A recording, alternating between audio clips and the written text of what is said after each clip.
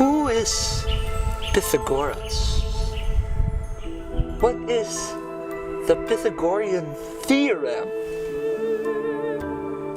Who is Bhaskara? And how did he prove the Pythagorean Theorem?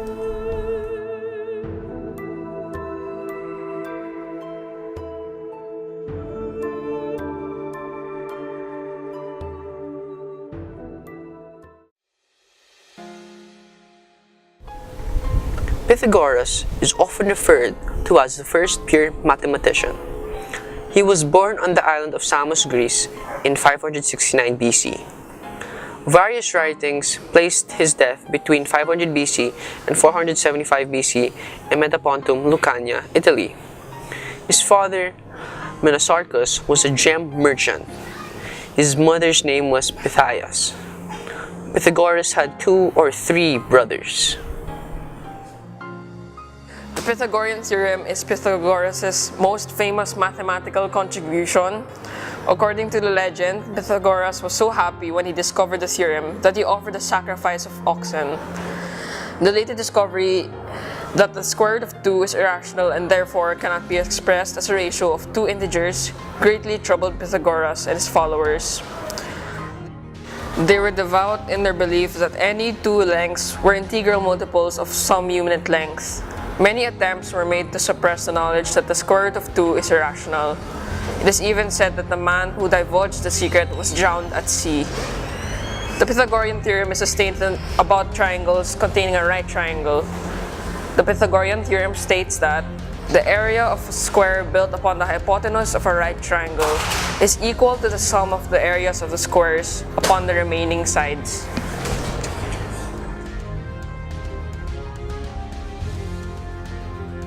Bhaskara understood about zero and negative numbers. However, his understanding went further even than that. He also gave the formula square root of a plus minus square root of b equals square root of a plus square root of a squared minus b over 2 plus minus square root of a minus square root of a squared minus b over 2.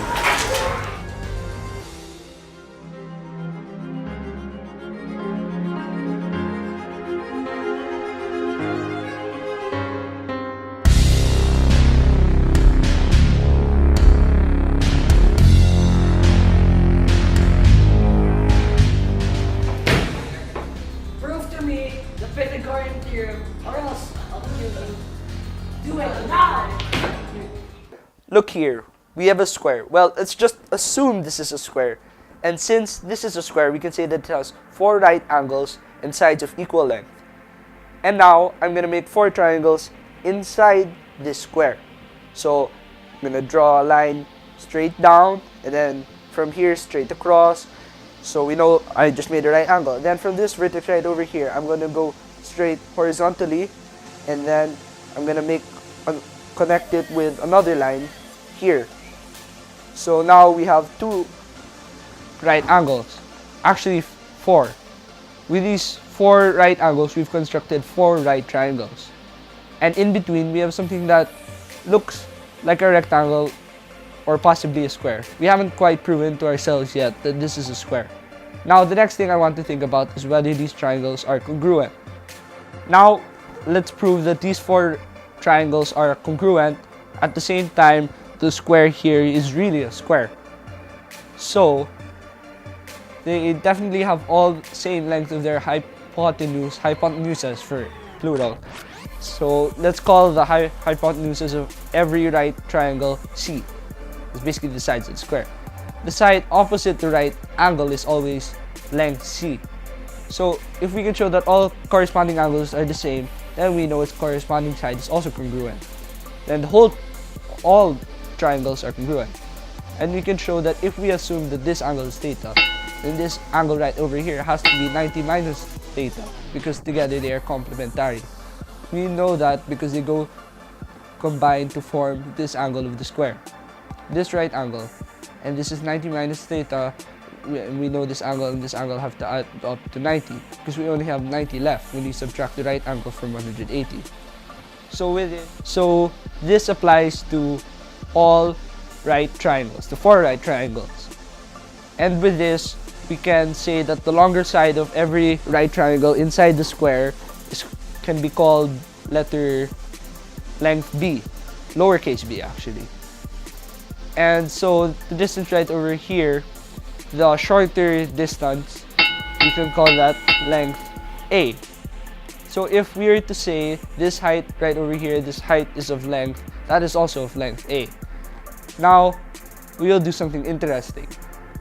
Well, first let's think about the area of the entire square. What's the entire area of the square in terms of c? Since the sides of our square is c. Well, c squared.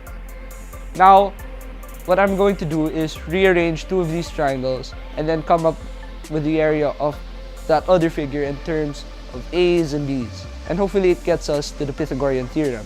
And to do that, just so we don't lose our starting point, let's put c squared.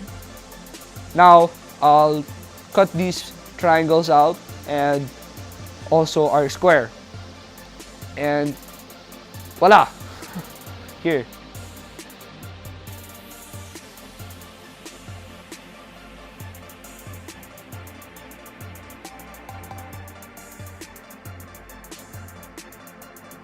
Okay, so with this, we have two rectangles, each made of two right triangles with one square. Now, my question for you, okay, I'm gonna solve this, don't worry, I'm gonna prove it.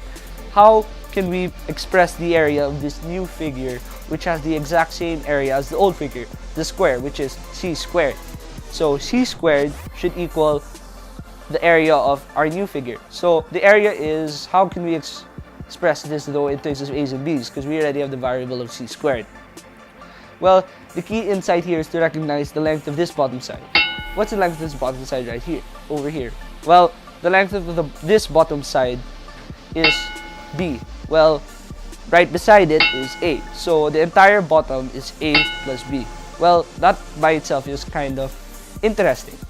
But what can we realize is that this length right over here, which is the exact same thing as this length right over here, was also a. So we can construct an a by a square.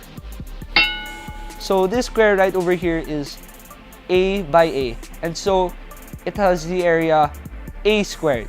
So this has the area of a squared, and then what's the area of what's left over?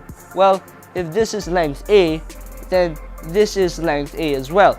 If the entire bottom is a plus b, then we can take out a. So with the a squared taken out, let's just remember to write it. A squared, c squared equals a squared. The remaining figure is basically b squared.